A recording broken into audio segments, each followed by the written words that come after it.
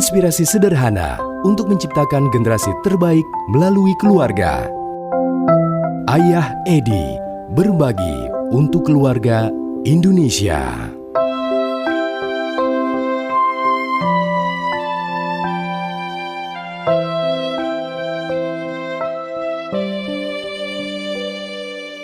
Kali ini kita akan berbicara tentang pertanyaan anak seputar seks. Satu hari saya ditanya oleh seorang ayah yang kelihatannya sedang kebingungan karena anak perempuannya yang berusia 7 tahun sudah mulai mengajukan pertanyaan seputar seks.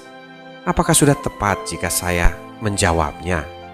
Kapan sih waktu yang tepat untuk mengajari anak-anak tentang seks? Tanya sang ayah tadi. Para orang tua dan guru yang saya cintai dimanapun Anda berada. Pertama-tama yang perlu kita lakukan adalah memandang arti seks itu sendiri dalam kapasitas yang tepat. Selama ini jika kita menyebut seks, maka pandangan kita seringkali sudah melayang-layang ke segala sesuatu yang bersifat buruk dan miring. Sesungguhnya seks itu bersifat netral. Bagaimana kita mengarahkan dan menggunakannya lah yang menyebabkan seks itu menjadi baik atau buruk. Jadi, syarat pertama sebelum kita bicara pada anak kita adalah jelaskan dulu bahwa seks itu adalah proses alami makhluk hidup dalam melangsungkan kehidupan spesiesnya. Kapankah saat yang paling tepat untuk mengajari anak tentang seks? Ya, waktu yang tepat adalah saat pertama kali anak mulai menanyakan tentang itu pada kita. Ya itulah saat yang paling tepat. Jangan sampai terlambat, karena jika tidak, ia akan mencari tahu dari orang lain atau pihak lain yang tidak jelas. Ingat, jangan pernah memarahi anak yang bertanya dan ingin tahu tentang seks. Terimalah ini sebagai proses alami dan bersyukurlah jika ia bertanya pada kita orang tuanya. Bagaimana cara menjelaskannya? Ya, jelaskan apa adanya saja, jangan ditutup-tutupi. Bawalah arah pembicaraan pada hal-hal yang bersifat ilmiah, sains, genetika, kedokteran. Misalnya, jika anak Anda menanyakan apakah arti senggama atau berhubungan badan itu, dan untuk apa ini dilakukan, maka jelaskanlah masing-masing fungsi alat reproduksi yang ada pada manusia. Kemudian jelaskan juga apa tujuan mulia Tuhan memberikan alat-alat ini. Buka gambar fungsi reproduksi dari buku-buku kedokteran dan jelaskan pula bagaimana orang-orang sering melakukan tindakan yang keliru terhadap fungsi reproduksi ini. Jika kita adalah kalangan yang beragama, maka kita bisa kaitkan sedikit demi sedikit bagaimana seharusnya fungsi-fungsi reproduksi ini dilakukan berdasarkan ajaran-ajaran Tuhan melalui agama kita masing-masing. Teruslah pancing pertanyaan dari anak kita mengenai hal apa saja yang telah dia ketahui dari teman-temannya tentang seks. Dan apa yang dilakukan teman-temannya? Apakah terjadi penyimpangan? Ajak anak kita untuk membahas dan mendiskusikannya. Tapi ingat, jadikanlah diri kita sebagai konsultan seks bagi anak kita. Dan jangan memarahi mereka, karena kalau bukan kita siapa lagi? Dan sekali lagi, seks itu adalah sesuatu yang netral dan alami yang dimiliki oleh setiap makhluk hidup. Jadi, bahaslah seks dalam konteks yang netral dan mendidik. Jika setiap orang tua mau melakukan hal ini bagi anak-anak remaja mereka, maka insya Allah anak-anak kita akan tahu menentukan pilihan yang benar, sehingga kasus-kasus penyalahgunaan seksual di usia dini dan aborsi akan bisa kita cegah dan kita kurangi segera.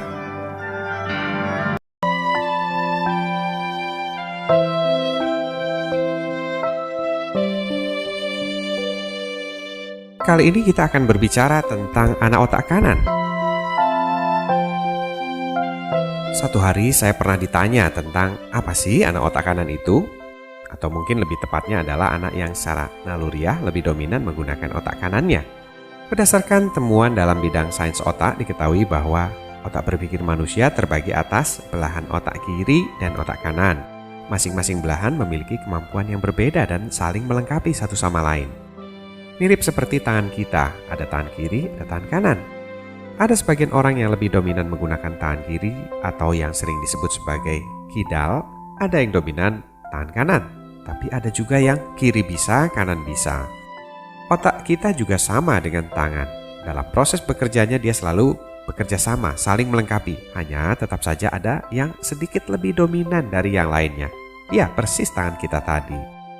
Karena selama ini yang kita tahu hanya kemampuan dan sifat-sifat otak kiri saja, maka seringkali standar kenormalan perilaku berpikir seorang anak itu pun didasarkan pada cara berpikir atau bekerjanya otak kiri. Para orang tua yang berbahagia, sebelum para ilmuwan otak menemukan hal tersebut kira-kira 20 tahun yang lalu lah dari sekarang, maka anak-anak yang cenderung lebih dominan otak kanannya sering dikategorikan sebagai anak bermasalah. Padahal sesungguhnya mereka bukan bermasalah, melainkan memiliki sifat-sifat yang lebih didominasi oleh cara bekerja otak kanannya. Seperti apa sih anak-anak otak kanan itu? Mari kita perhatikan ciri-cirinya. Biasanya, pertama, ia sulit mengikuti pelajaran di sekolah. Kedua, waktu kecil, ia termasuk anak yang terlambat bicara dibanding anak seusianya. Yang ketiga, pada awalnya atau waktu mereka masih balita, lebih kuat tangan kiri atau kidal. Yang keempat, jika berbicara seringkali tidak runtut, tidak sistematis, dan sulit sekali dipahami. Yang kelima, perasaannya biasanya sangat sensitif, anaknya sangat peka. Yang keenam, dia seringkali sulit mengungkapkan keinginannya dalam bentuk kata-kata dan kalimat, atau sulit menyusun kalimat dalam mengungkapkan perasaannya, sehingga kerap kali seringkali cepat marah. Yang ketujuh, dia cepat sekali hafal tentang tempat atau lokasi atau tanda-tanda atau rute perjalanan ke satu tempat yang pernah dikunjunginya, meskipun cuma sekali. 8. Dia sering bicara tidak nyambung dengan pertanyaannya.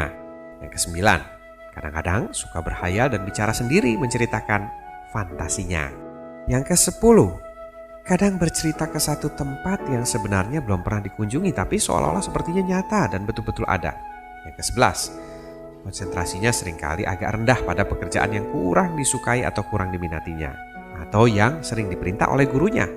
Namun, anak ini sangat tinggi sekali konsentrasinya pada hal-hal yang dia sukai. Yang ke-12, sering membuat cara baru dalam menyelesaikan masalah, soal-soal, dan dia biasanya kurang suka dengan cara yang diajarkan oleh orang tua atau gurunya. Yang ke-13, lebih suka permainan rancang bangun seperti Lego, susun-menyusun, gambar-menggambar, dan sebagainya. Yang ke-14, suka keluar dari kelompok dan melakukan aktivitasnya sendirian. Yang ke-15, sebagian ada yang sudah tahu membedakan jenis-jenis benda secara detail sekali, seperti misalnya dia tahu merek mobil, dia tahu jenis pesawat, dan sebagainya.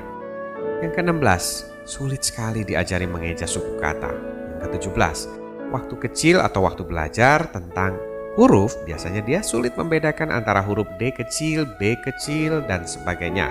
Dia juga sulit menulis huruf dan seringkali terbalik-balik antara huruf W dengan huruf M atau angka 3 dengan huruf E. 19.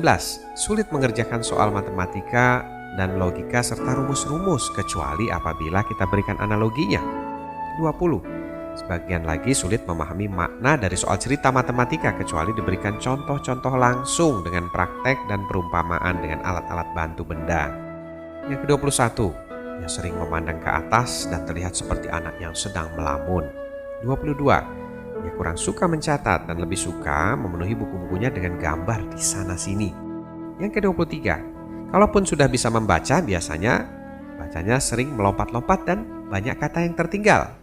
Yang ke-24, jika sudah mengenal huruf atau angka, ia biasanya mampu membaca urutannya sama cepatnya dari belakang ke depan atau dari depan ke belakang. Para orang tua yang berbahagia dan guru yang saya cintai dimanapun Anda berada, jika ciri-ciri tersebut sebagian ada yang mirip dengan anak-anak kita di rumah atau murid-murid kita di sekolah, jangan khawatir. Anak-anak kita itu sebenarnya sama sekali bukan bermasalah, melainkan lebih dominan otak kanannya, yakni anak-anak yang memiliki keunggulan dalam bidang imajinasi, desain, rancang bangun, dan para pencipta yang sungguh luar biasa baik di bidang sains dan di bidang seni. Nantikan penjelasan kami selanjutnya satu demi satu mengapa anak-anak ini memiliki ciri-ciri yang agak unik dibanding anak-anak pada umumnya dan bagaimana kita bisa membantunya. Demikian Ayah Edi berbagi untuk keluarga Indonesia.